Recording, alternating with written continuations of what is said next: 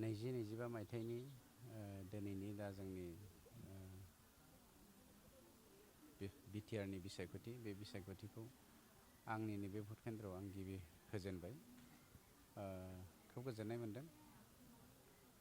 आंहा फोथायनाय दङ रायजो राजानि आशीर्बादा इउपिपिएल दोलोजों दङ, मानगेन्द्र प्रमद बर' बिथांजों दङ आरो जोङो सिंगेल लार्जेस्ट पार्टि हिसाबै सरकार दानो थांगासिनो दङ। जेरावबो जै मै गुबुन गासैबो जाथि जन'गोष्ठीफ्रा दिनै इउपिपिएल दोलोखौ एक्सेप्ट खालामदों आरो प्रमद बर' बिथांखौ माने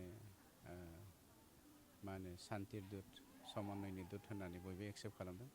जायनि जाहोनाव जोंखौ इउपिपिएल दोलोखौ सापर्ट होनाया बर' भटार्स हिसाबैथ' 70% बारा जादों। गुबुन जाथि जन'गोष्ठीयाबो ज' जाजोबदों। हाग्रामा महिलारि बिथाङा मोननैयावबो जेनगासिनो दङ। अब्लाबो आं बिथांमोननोबो शुभेच्छा होदों, मानोना बे हिउमेनिटि, ओंखायनो बिथांमोननोबो शुभेच्छा होदों, बिथांमोनाबो देरहाथों। खिन्थु हाग्रामा महिलारि बिथाङा मोननैयावबो जेनगोना रोखा जानानै फैबाय। 24निफ्राय 27 जोङो फाइनेल लक खालामबाय।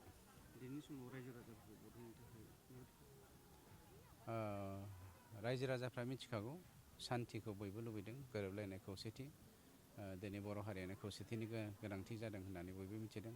गुबुन जाथि जन'गोष्ठीयाबो बर' हारिनि खौसेथिनि बाथ्राखौनो सानदों। गतिके दिनैनि दिनाव गासैबो जाथि जन'गोष्ठीया भट होनो फैनांगौ आरो बिबेक भटजों सोरनिबा दादागिरि धमकिखौ गिनो नाङा। बयबो भट होनो फैनांगौ, आं बेखौ खावलायदों।